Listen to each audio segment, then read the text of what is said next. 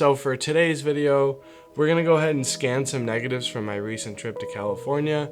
I actually had these scanned at a lab. Wasn't really happy with the results, which led me to get my own scanner because I was doing DSLR scanning before and it really wasn't that great. So I decided that, I wanted to have more control over the creative process, so I decided to get this Epson.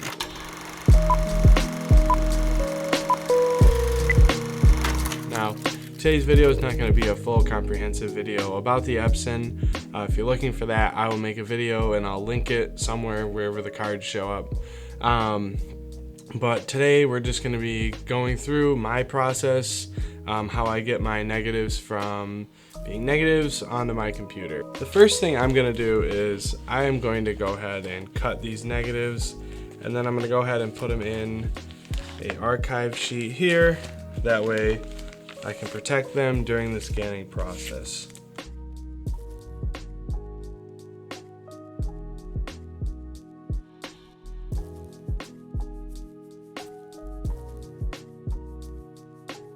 Alright, so now that we've got our negatives cut, we're going to go ahead and start the scanning process. So for this, we're going to need our Epson scanner. It comes with this tool here in which you can go ahead and put your negatives in there and it will automatically line them up for you. So we'll go ahead and throw this in here. We are going to line this A up over here, and then we're going to go ahead and place our negatives in this holder. Slide them over here. And we're going to put the shiny side down.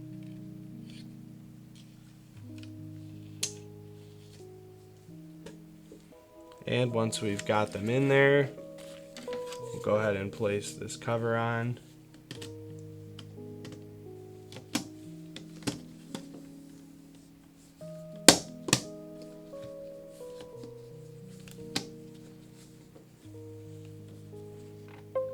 Now that we've got our cover on, we'll go ahead and power up the scanner. And once it's on, we'll go ahead and pull up the Epson software. Now we'll go over here and we will set it to professional. Then we will tell it that it's film. Then we will tell it that it's positive film, and we'll get to that in a moment. And then we're gonna go ahead and do a preview. So we're gonna go ahead and do the positive film because we're gonna go ahead and convert it over in Negative Lab Pro in Lightroom. I think that it just does a better job of controlling colors, although it is more time consuming. And now that we've got our previews made, we can go ahead and use this little marquee tool to go ahead and mark out the individual frames. It's important that we go ahead and leave ourselves some room. Now that we've got all of our scans selected with the marquee, we'll go ahead and click all, and then from there we will go ahead and press scan. Now this process does take a while, so we'll go ahead and cut right to when they're completed.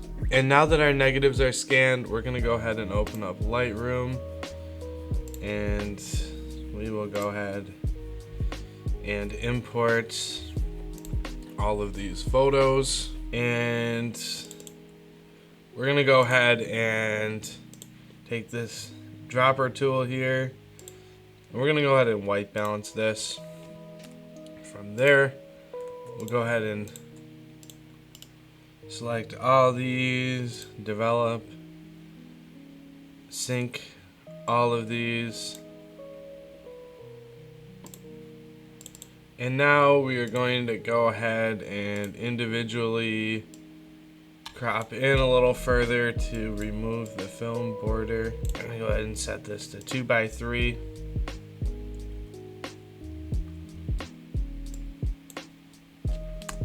Now once our film border is gone, we'll go ahead and do File, Plugin Extras, Negative Lab Pro, and convert our negatives.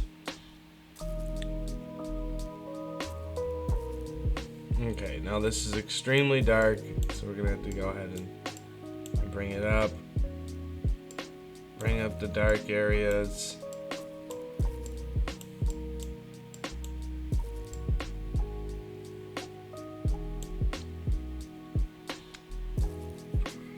And it's looking a little bit cyan, so I'm gonna go ahead and drop this down, bring it a little bit more cool. Add in a touch of magenta. I'm gonna go ahead and apply this. Now we're gonna go ahead and repeat this process for each one of these negatives. This is gonna be pretty time consuming, so I will just go ahead and rip through it here, and then we'll go ahead and check out the end results. Alright guys, now that we got everything converted over here, I'm just gonna go ahead and review this with you. So these negatives weren't very dense. They were definitely pretty underexposed, so very difficult to work with a cheaper scanner when they're not exposed properly. So we're gonna see, that this scanner doesn't really hold up very well, and particularly with shots that are underexposed. This was a shot that was sort of the first one in the roll. If we look at what the Noritsu did versus what my scanner was able to do, I think that we got the exposure okay, and the colors are okay. The color could use a little bit more work, but I just kind of quickly went through this. But ultimately, you look here and you've got like several different color pieces of noise. So you could tell that the scanner is really trying to do its best job to register what's there, but it's just not a whole lot. So I chalked this up to the images being underexposed. Another example from this roll that I wanted to look at was this shot. I was able to do okay with this one. Now keep in mind, on the left here, I had this scanned at a lab, and this is a real Noritsu. So, you could tell here, even this scanner's got, magenta and green pieces like noise, grains of noise there. So, I would say, when you're comparing a higher end scanner versus like a cheaper scanner, I think the cheaper scanners are gonna do okay if you expose your images properly. But in this case, I totally just messed it up. So, my scanner definitely wasn't able to keep up. A similar thing happened here. The colors are close. They could be a little bit better. They look really saturated to me, with a little bit more white balance adjustment and time spent. I'm pretty sure I could get this pretty close. But overall, it looks pretty saturated to me. One thing I am impressed with, though, with this scanner is the level of detail that you get. And even though, everything's not exposed properly, we look at this part of the window and, we're getting a pretty high resolution scan. There's a good amount of detail there. So this is really why I switched from DSLR scanning. Like I said, with better exposed images, this scanner did seem to do well. And with DSLR scanning, you only get so much for resolution. I didn't have a macro lens either.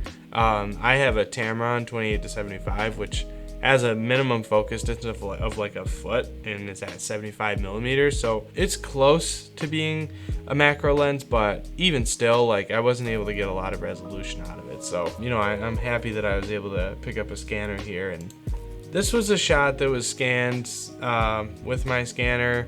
It looks pretty good. This is from a different part of the trip. The Noritsu shot.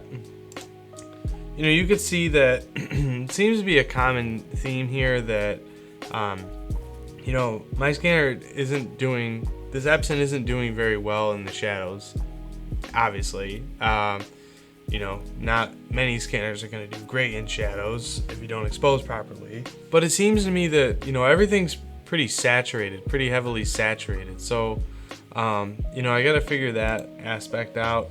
And then, I think it'll make the images look better. But on to some examples. Here's some cine still that I shot. And, you could see that, this did a lot better of a job. Now, in the dark areas, it's not super muddy. It's somewhat muddy, but that's tolerable for me. This is another shot that I took. And this is actually at George Eastman house, the founder of Kodak, because I live in Rochester, so I go there from time to time. It's a beautiful place. They have some awesome gardens there. But yeah, you could see, you know, this image was exposed much better, and overall I think the scanner did a great job on this. You know, if we drop the saturation a little and we compare this to one of the shots that the Noritsu did, you know, it's not perfect, but you know, it looks pretty close. I mean,